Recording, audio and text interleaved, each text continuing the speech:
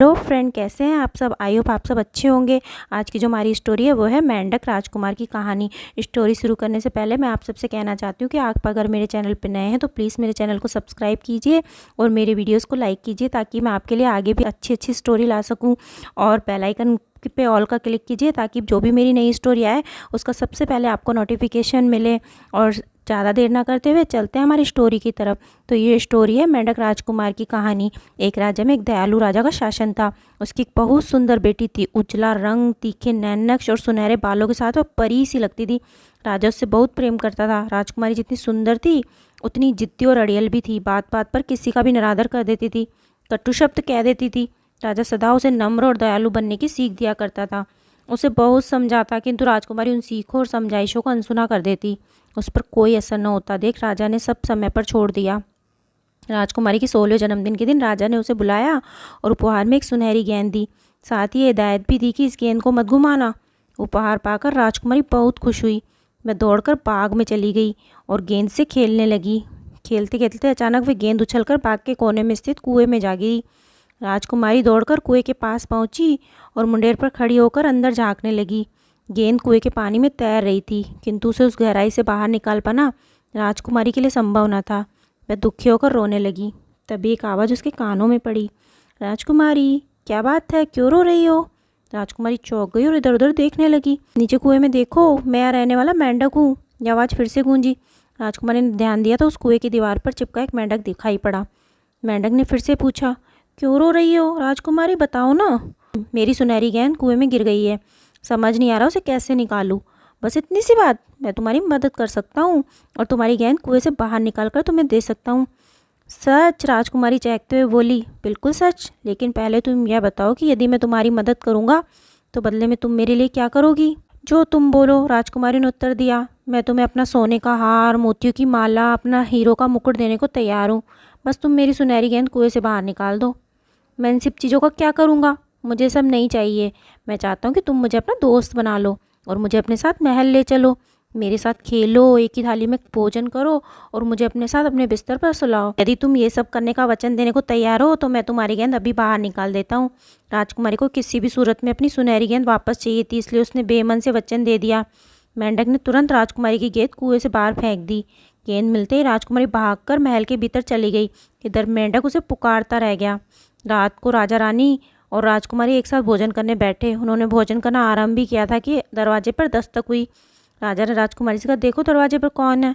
राजकुमारी उठकर दरवाजे तक गई और दरवाज़ा खोलकर बाहर देखने लगी। उसे कोई नज़र नहीं आया। वह दरवाज़ा बंद करने को ही तो मेंढक की टट्टर की आवाज़ उसके कानों में पड़ी।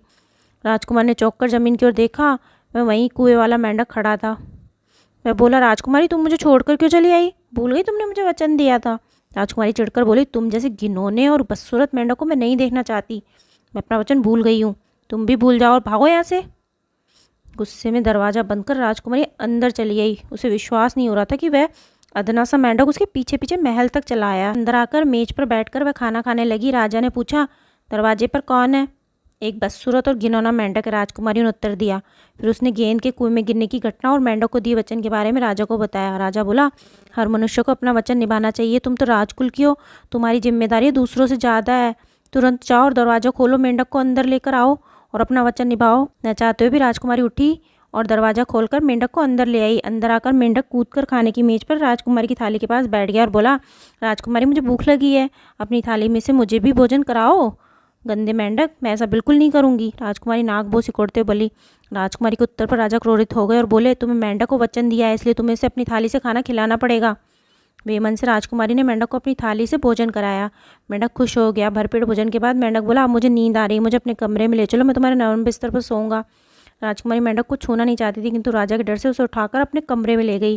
वहां जाकर उसे कोने में छोड़कर खुद नरम बिस्तर पर लेट गई। मेंढक बोला, राजकुमारी मैं भी थका हुआ हूँ, मुझे भी अपने बिस्तर पर सोने दो। राजकुमारी का गुस्सा बढ़ गया। वह उठी और उसे मेंढक को उठाकर दीवार पर फेंक दिया और बोली, तुम ऐसे ही चुप रहोगे। दीवार से टकराकर मेंढक नीचे गिर पड़ा। उसकी हलचल बंद हो गई। यह देख राजकुमारी डर गई। उसे लगा कि मेंढक मर गया। वह अपने किए पर पछताने लगी। वह मेंढक के पास जमीन पर बैठ गई और रोने लगी। रोते रोते उसने मेंढक को उठाया और चूमते हुए बोली, मुझे माफ़ कर देना मेंढक, मुझे तुम्हारे साथ ऐसा व्यवहार नहीं करना चाहिए था। तभी अचानक एक चमत्कार हुआ और मेंढक उस राजकुमार में बदल गया। अपने सामने राजकुमार को देख राजकुमारी चकित रह गई। राजकुमार ने उसे बताया कि वन देवी के श्राप के कारण मैं मेंढक बन गया था। आज वह श्राप टूट गया और वह अपने असली रूप में आ गया। राजकुमार ने राजकुमारी को अपने मेंढक होने की कहानी सुनाई। मैं बहुत कठोर स्वभाव का था और निहत्थे प्राणियों की शिकार में मुझे बहुत आनंद आता था। एक दिन वन में शिकार करते समय वन देवी ने मुझे रोका तो मैंने उनका निरादर कर दिया। तब वन देवी ने श्राप देकर मुझसे मेंढक बना दिया। वह जानती थी कि निहत्थे प्राणियों पर क्या गुजरती है। मैं तब समझ सकूँगा जब सांप जैसे जीवों के कारण खुद मेरी जान पर बनाएगी। मैं पछताने लगा और क्षमा मांगने लगा। तब वन देवी ने श्राप का तोड़ बताया कि जब किसी जिद्दी अड़ियल और कठोर हृदय की राजकुमारी का स्वभाव तुम्हारी वजह से बदल जाएगा और वह चूमेगी, तब तुम अपने असली रूप में वापस आ जाओगे। आज तुम्हारा हृदय मेरे प्रति दया से भर उठा और तुमने मेरे लिए आंसू बहाए, मुझे चूमा, मैं असली रूप में आ गया। तुम्हारा बहुत बहुत धन्यवाद। आशा है अब से तुम दयालु और कोमल हृदयी रहोगी। राजकुमार की कहानी सुनकर राजकुमारी की आंखें खुल गई। उसने निश्चय किया वह कभी किसी का निरादर नहीं करेगी और दयालु बनेगी। राजकुमार राजकुमारी से प्रेम करने लगा था। उसने उसके सामने विवाह का प्रस्ताव रखा। राजकुमारी ने स्वीकार कर लिया। राजा रानी के आशीर्वाद से दोनों का विवाह हुआ और दोनों खुशी खुशी रहने लगे।